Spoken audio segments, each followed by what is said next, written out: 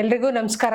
ಇದೇ 26ನೇ ತಾರೀಕು ಸೋಮವಾರದಂದು ಗದ್ದರ್ ಅವರ ಪ್ರಥಮ ನಿಬ್ಬಾಣ ದಿನವನ್ನಾಗಿ ಎಲ್ಲ ಸಂಗೀತಗಾರರು, ಪ್ರತಿರೋಧದ ಸಂಘಟನೆ ಹೋರಾಟಗಳಲ್ಲಿರೋಂಥವ್ರು ಮಾಡ್ತಿದ್ದಾರೆ. ಹಾಗಾಗಿ ನಾವು ಕೂಡ ಸೇರಿಕೊಂಡು ಆ ಕಾರ್ಯಕ್ರಮನ ಯಶಸ್ವಿಗೊಳಿಸ್ಲಿಕ್ಕೆ ನೀವೆಲ್ಲರೂ ಬರ್ತೀರಾ ಅಂತ ಆಶಿಸ್ತೀನಿ. ಯಾಕೆ ಇದನ್ನು ಮಾಡಬೇಕು ಅನ್ನೋದು ಒಂದು ಮುಖ್ಯವಾದಂಥ ಪ್ರಶ್ನೆ.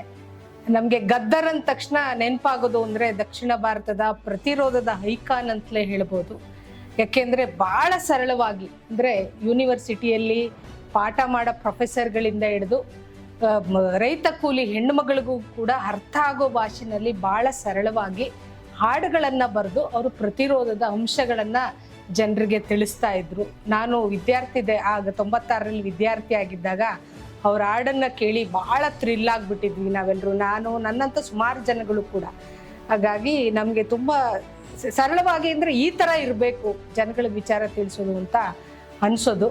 ಮುಖ್ಯವಾಗಿ ನಮ್ಗೆ ಎಷ್ಟೋ ಭಾಷಣ ಕೇಳಿದಾಗ, ಎಷ್ಟೋ ಪುಸ್ತಕದಲ್ಲಿ ಓದುವಂಥ ವಿಚಾರಗಳನ್ನು ಬರೀ ಒಂದು ಹಾಡಲ್ಲಿ ಅವರು ತಿಳಿಸ್ತಿದ್ರು. ಇದು ನಿಜಕ್ಕೂ ನಮಗೆ, ನಾವು ಅಂಥವ್ರೊಟ್ಟಿಗೆಲ್ಲ ಇದ್ವಿ, ಅಂಥವ್ರನ್ನೆಲ್ಲ ನೋಡಿದ್ವಿ ಅನ್ನೋವಂಥದ್ದೇ ನಮಗೆ ಒಂಥರ ಹೆಮ್ಮೆ ಪಡುವಂಥ ವಿಚಾರ. ಅವರು ನಮ್ಮನ್ನು ಅಗಲಿದ್ದಾರೆ. ಈಗ ಪ್ರಥಮ ನಿಬ್ಬಾಣ ದಿನವನ್ನು ಆಚರಿಸ್ತಾ ಇದ್ವಿ. ದಯವಿಟ್ಟು ಎಲ್ಲರೂ ಬಂದು ಕಾರ್ಯಕ್ರಮವನ್ನು ಯಶಸ್ವಿಗೊಳಿಸೋಣ ಅಂತ ಕೇಳ್ಕೊತಾ ಇದ್ದೀವಿ.